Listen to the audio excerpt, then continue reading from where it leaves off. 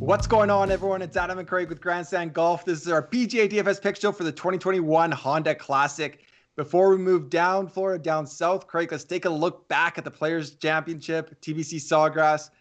I mean, it was kind of a bloodbath with the stars missing the cusp, but we got 4 of our 6 picks through the cut line, 3 top 17s. We had Berger with the top 10, Im was 17, and the winner. Back-to-back weeks, baby. We got the winner. JT came through with us with an epic weekend.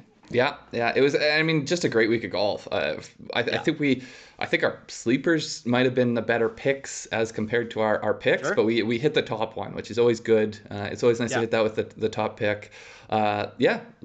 Keep it going. Even myself, I had JT and I had Kevin Na, and I still found the green, man. Like having the winner is a big deal. Yeah, for sure it is. And that makes five winners to start 2021. We're mid-March. We're on a roll, baby. Yeah, the Ides of March are upon us. The Ides of March. So looking ahead, Honda Classic, we have our preview already out, talking about the course, talking about the bear trap, talking about kind of all those things, the course fit, the model, all that. Anything else before we jump into this, Craig? No, let's do it. Let's get these picks out of the way. That's what the people are here for. Hit that thumbs up, subscribe to the channel, watch our other content. Let's jump into some picks. Okay, you're up first. Joaquín Niemann is my first one. DraftKings 10,400. He's fourth on FanDuel as well, 11,300. He's just been on a tear to start the season. Like, he's just been playing really, really good golf. 11 made cuts. I want to knock on wood. Like, that's a jinx in this place where chalk doesn't make the cut again. But he's made 11 of 11 made cuts. 9 top 30s. So he's making the cut. In 9 of 11, he's doing better than half the field after making the cut. And then 2 runner-up finishes, obviously playing really, really, really well. Getting to the top of the leaderboard. Just haven't got that win yet. Yeah. His rank, when you look at the ranks, this is for the PGA Tour season with only the guys in the field. So he ranks first, strokes gained total. That's kind of the complete picture right there. That's everything wrapped into it. 1.56. Second, strokes gained tee to green, 1.18. He's fourth price. Now, question for you. Do you know who his tee to green is behind? Keegan Bradley. Oh, I thought you might know. One of your boys. It's Keegan Bradley. I don't know about him this week, but yeah. Looking at the course, not a great history. He's only played here twice. Remember, he is 22. Like, this is by far his best self. I mean, he is evolving as a golfer. But 59th, 2019, miscut 2020. Not putting too much weight into that. I think he's just a complete golfer in a weaker field. At fourth pricing, yeah, I'll take it. Yeah, to me, it's an upside play for sure. He's going to be in my player pool. I do think he's got a good shot to win it. It feels like he should have more high finishes. Like, I know he's got a couple runner-ups, but it feels like he's been in contention a lot. And I think part of that is being young and, managing the whole course of the week. But in a weaker field like this, I think this is the kind of thing that he's the caliber of golfer that he's going to just start to feast on these kind of fields a bit. I think so. And I kind of agree. It seems like, can he get all 4 rounds together at the same time? Right? And I would say if you don't want to play him tournament long, definitely look at him as a showdown play because he's going to put together some good rounds. My first one here, maybe a little bit different. Instead of the very, very high upside with a lot of risk, I think it's more upside with a safe play, but you're paying for it. You're paying up to the top. Daniel Berger, he's second on DraftKings at 10,800, first on FanDuel 12,000. To me, I think he's kind of the pedigree of the field. Sungjae's up there. Obviously, they're flipped. One's more expensive on DraftKings, one's more expensive on FanDuel. I like Berger. So he is second behind Niemann for strokes gained on the 2020-2021 season. Right. But you look back to 2020, he's first in this field in strokes gained total by over a half stroke. So his more like when you look at the longer term form coming in, I do think to me he's the one who maybe should be potentially playing bigger tournaments than this, but if he feels like he's got the rest going into the next few weeks and the big tournaments coming up, then that's fine. Sure. I like him at this course. Just real quick, running down his form since the COVID restart, it's 18 starts. He's got 16 top 35, so he's got 2 missed cuts. Every time he's made the cut, he's worked his way up into the top half of the field that's made the cut, 13 top 25s, 8 top 10s, 5 top fives, 2 wins. So, like he's working. I think you see that the distribution skews towards the upper half of the field. He is getting it done when he gets into contention. He is like 5 of 18 top fives. If he top fives, he's, chances are he's in the perfect lineup, because who are those other 5 going to be? To me, in a field like this, I like the consistency. I like the upside. At Honda Class. I mean, even going back to the Players' Championship, he moved up through the weekend. Like, he finished top 10, but he had no business kind of getting there after Friday's round. Yeah, exactly. He was tied for 9th, and I kind of teased it. He was my stock up if you watch our recap of the players, because to me, that's exactly what you want a top player to do. He didn't have a great first day, but then every day he worked his way up the leaderboard. Here at the Honda Classic at PGA National, last 3 years, he's gone 29th, 36th, 4th in 2020. So, Berger is one of these guys. He was battling injury. I don't think he was in his best, but then we saw, like, once he was in good form last year, we saw a top 5 finish. So to me, that's exactly what we're looking for. Last thing, Grandstand Golf model likes him. He's number 1. So as far as I go, the numbers are the thing I would like to rely on if I think it agrees with all the other things. I think it does agree with all the other things, so I'm going to be playing him. And on that, the Grandstand Golf model last week liked JT number 1, number 1, and he wasn't necessarily the obvious choice. Mm-hmm. So the model got that one right. Yeah. Yeah. I would like to take credit for it, but really we just pointed at the thing and it spits out numbers. Yeah, exactly. I love Berger this week. He seems to be, I like him more than an M. I kind of agree with you there. He seems to be the class of the field. Just the longevity, everything kind of points to him being, it's his to lose almost. Yeah. And I mean, he's coming off a win within the last month. It's not like he's feeling like a Finau right now or Xander, or like he's worried about whether he can close it. He just needs to put himself in position, and I think he'll be in good shape. My second pick, I'm going Cameron Tringale, 9,100 on DraftKings. He's 10th on FanDuel, 10,300. He's 12th, kind of just above average on FanDuel. I talked about him a lot, maybe at the beginning of the year, have let go a little bit on the Tringale kind of hype. I'm coming back to it. I feel like this is the right time to come back. He's priced up a little bit because of a weak field, but I feel like everything kind of fits his game here. So prior to the miscut at the Players, I mean, a lot of guys missed the cut. I'm going to completely excuse that. He had 5 straight tournaments T31 or better. I mean, that, again, he's getting to the top, quarter of the leaderboard and getting T31. He's getting tons of points. Looking at his ranks. So again, if we're looking at DraftKings, he's 10th in pricing. He's 6th in strokes gained total in the field, 1.02. Again, that's for the season. And he's 5th in the Grandstand Golf DFS model. Obviously, we put the weight in the model. We think it spits out pretty good kind of fits for the course and how they're kind of trending in the right direction. The area that's kind of a question mark for me is his history at PGA National. He's played here a ton. He's played here 10 times. 7 of 10 made cuts, but they all kind of look like they're in the mid-40s. All of them kind of look mid-40s. But his best 2 results are 2019 and 2020. He was 36th and 27th.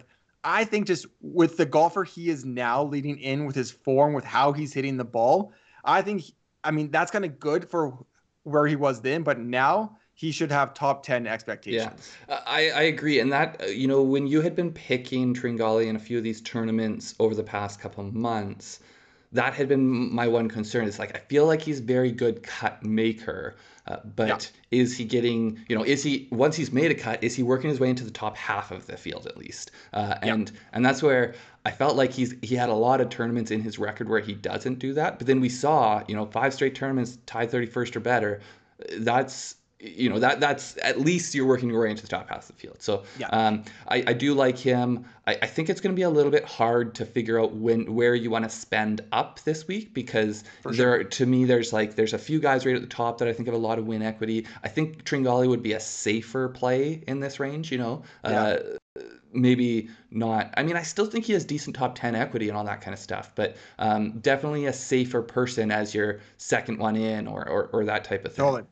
It's going to be weird because all these guys we're used to playing low 7s for are bumped up into high 8s, like low 9s. One last thing, though, even with his miscut at the Players, he gained on approach and off the tee for strokes gained data. Which is more the type of form that carries over from tournament to tournament. The ball striking didn't escape him. Yeah. Okay, my next one, I am going with another guy who people may question based on his players' results. Chris Kirk, he's 9,000 on DraftKings, 11th ranked in pricing, 10,500 on FanDuel, 10th ranked in pricing. To me, I have been on, I was on him as a sleeper last week when he was priced 7,000. I'm on him again as a pick, priced at 9,000 on DraftKings. Why is that the case? I know what happened on Sunday. I'll get to that down in a second here. So 2020, 2021 stats, I think he's basically bang on in terms of value. His strokes gained total, he's 0.98 10th. He's tee to green. He's also 0.98 fourth. So you can guess his putting's pretty much zero. But he's doing well on approach and around the green. I think that oftentimes translates into good scoring. He's a great scrambler. I do think this course doesn't show that you can, it's not one of these courses where ball strikers have a huge... there's a huge predictive power of ball striking. Ball striking always matters, obviously, but I think it's one of these ones where there's a lot more variability, and you want people who can get up and down. You want people who can be, maybe not overpowering it off the tee, but hitting a good approach shot. So those are the type of things that I think are more within Chris Kirk's wheelhouse. But I think where it starts to stand out for me is, long-term pricing. I think he's bang on in terms of pricing. Right. Once we start to look at his last 6 starts, then to me, this is where it pushes it over the top. So he's got 4 top 20s in his last 6 starts. He's 4th in strokes gained total and 3rd in strokes gained tee to green within this field over that time. So to me, it's like, okay, I like his value long-term at his price. Short-term, I like it even more. In that time, he's gaining all strokes gained categories. You know how much I love that when guys don't have a weakness they need to overcome. So then, the elephant in the room, his Sunday collapse. He was 7 over 79 in his last round at the Players. He went from, I want to say just outside the top 5. He was definitely in the top 10 going into Sunday to a 48th place finish, maybe. I don't have the number in front of me. But so first off, do you care? Like, do you care about this one round where he did poorly? Or are you like, it keeps his, if he went out there in top 5, his price is going to go up. Taylor Gooch is priced above him. Do you think it's baked into his ownership? And that's where I like, if he had gone out there and done better, he's going to be higher owned. I think his price and his ownership will be lower. So to me, yes, in terms of how predictive is that last round of what he's going to do this week, I don't think it's very predictive, but I think any effect it has is going to be offset by a loss in ownership and price. Yeah, so I completely agree. I mean, we grind showdown videos every tournament, every day. It's hard to predict a single round of golf. We try to find stats that kind of is a little bit predictive, but you don't know when a guy's going to just wake up and have a bad day and shoot a 79. It's an outlier with his recent form, as you've shown. But I think what's interesting is, that stung enough people with a ton of golf fans watching and playing him that they're going to be like, nope, he's off, like, I'm off Kirk for he's a not little clutch. Bit. He stung me. Yeah. When he was so clutch to retain his when card. We know, we spoke about how clutch he is when his career is on the line. So to me also, that number is already included in his 4th in strokes gained total and 3rd tee to green. Like, it's not like that ignores the fact, if it wasn't for that collapse, he might be 2nd or 1st. To me, I think it's already accounted for, and I like the play where he's priced and valued. Yeah, I like it. Okay, so my 3rd pick here, I'm going Martin Kaymer. 8,300 on DraftKings. He's 18th. He's priced. So we're filming this kind of Monday afternoon, around noon. There hasn't been much chatter. We don't know where ownership's going to go, but priced right around Matt Wallace as well, who I feel like is getting a lot of early chatter. So I'm looking Kaymer. I'm looking Kaymer's direction. I'm going to swerve a little bit here. He's 9,800 on FanDuel. You want the guy who's not angry. I want the guy who's not included. They kicked him out. He's not invited to the club. 9,800 on FanDuel. He's 17th there, so right around average, a little bit below on FanDuel. I just feel like he's enjoying kind of a career resurgence from maybe a low around 2017, 2018. He was ranked 115th in the world prior to the COVID shutdown. He's back within the top 100. I think he's 89th now. Like, not a big leap, but he hasn't got a win. That's why I feel like a great second half of 2020. He was 3rd at the Honda UK Championship. Honda, maybe a connection there. Hey, I don't know. Second at Valderrama as well. I feel like a approach kind of course, a tough course. I feel like maybe not similar, but kind of similar. Shorter, its approach, it's tough. Scores are kind of in that -5 to -10 area. You know, we've seen guys like Sergio dominate on that course. But what has he done? He doesn't play the PGA much. So I'm going European Tour stats. This is 2020 stats because he is bigger sample size. He's done okay 2021, but second strokes gained approach. Love that. 1.45 strokes gained tee to green, 1.39. Love that. Ninth greens in regulation, 72%. That's really checking all the boxes for me. So he has played here a couple times. He has 6 previous trips, 4 of 6 made cuts. 1 was a miscut, 1 was a withdrawal, but he was 4th in 2017. I feel like a top 5 shows that he can play. A top 5 with only 6 appearances shows that he can play well here. I've heard also kind of early chatter of it's a tough course, U.S. Open comparisons, you know, people, grinders. I feel like he checks all those boxes, and he's going to be completely overlooked because he doesn't have PGA Tour stats. He's right beside another Euro that might be popular. He just kind of seems like a sneaky play to me. Yeah, I think it's, maybe it's similar. It's like Lee Westwood before the last couple of weeks. It's just these guys that have just been names that have been around forever, and we're like, oh no, like he can't still be relevant. But people don't realize that, yes, his form has changed over the past year. He is, he may not have been playing, he was world number 1, I think, when he was winning majors. And then he fell off from there, and then people might not realize that he's gotten back into a decent form. So I think that's really where the potential is on that. I like to play. I think I'll probably be playing it. Tune in Wednesday to find out for sure, but I do like it. So I forgot to add his recent form. So his last 7 starts, he has 4 top 20s, 1 miscut. So even, besides the second and the third, looking at more recently, the combination of last season, this season, it's 4 top 20s out of 7 starts. I like that. Yeah, for sure. Another one I like the recent form of is the guy I'm about to pick, Brandon Wu. So this is a guy, if you watch our Puerto Rico video, I picked him then. I'm very high on this guy. I'm very bullish on him in the long term. I'll tell you why, but if you already watched that one, I'm going to be rehashing some things for you. So he's 7,800, 25th priced on DraftKings, 9,300, 27th on FanDuel. So, I like him on both, to be honest. Yeah. Yep. So blended strokes gain stats. This is from Data Golf, which takes into account Korn Ferry, Euro, PGA, and I think for the 12 months it may actually reach back into amateur for him. I'm not positive on that, but regardless, it does take in, it pulls all these different sources in and modifies them so that you can look at them as one number. Yeah. So over the last 12 months, he's 20th in the field in strokes gained total, just over a half stroke gained. Same thing over 6 months, although there's a few guys that are better in more recently, and he falls to 23rd. But then you start to see over the last 3 months, he's gaining almost a stroke, and he's 11th in the field. Now, this is a guy that has turned pro very, very recently.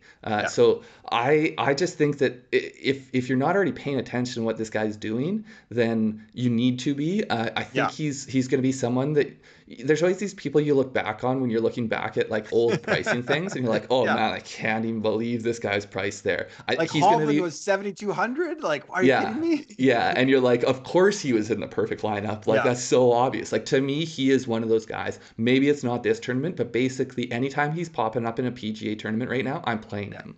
It worked out at Puerto Rico. So recent form for him, this is a mix of Korn Ferry Tour and PGA Tour starts, but he's been 4 straight top 15s, including the tie for 7th at Puerto Rico in his last start. Now that's, yes, it's an opposite field event, but it's PGA Tour caliber players. He showed up and he top 10'd. Now, looking back at 2020 Korn Ferry Tour stats, now these are the ones that I went through last time. He was 2nd in scoring, 2nd in greens in regulation, 2nd in all-around rankings. All 3 of those were behind Will Zalatoris. So, like, it's not like he was 2nd behind some nobody that you're never going to hear of. He's 2nd behind a guy that we're talking about now, like, is probably going to push himself up into the, top 30 in the world pretty quick. So, this guy is legit. He does it with ball striking. He's 6th in ball striking. He gets a lot of birdies. He's 7th in birdie average. I just like so much about this guy's game.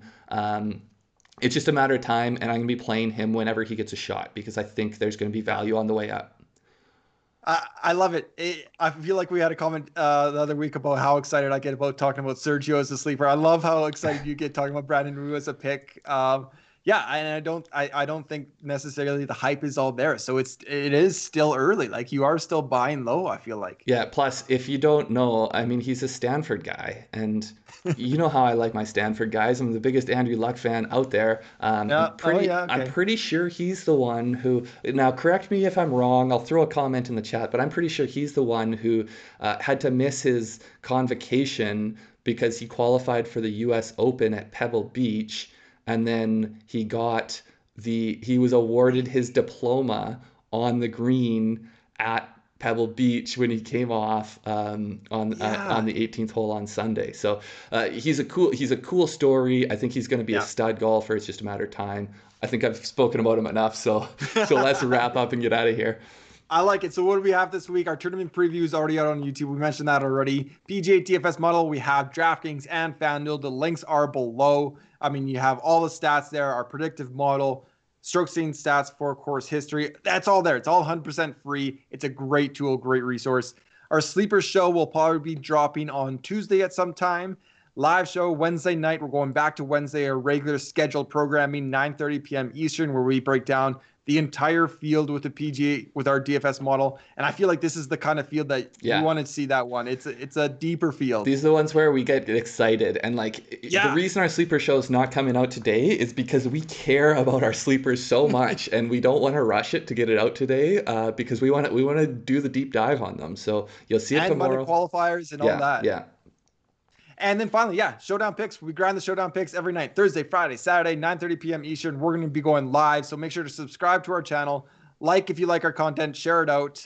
We appreciate all that. Yeah, one last thing real quick. If you are subscribed, I know sometimes those live DFS shows don't always show up on YouTube right away afterwards. I think if you do ring the bell so that you get notifications, I think it does make it easier to watch them after the fact. So do that if you haven't already. And we'll see you next time. Yeah, see you guys.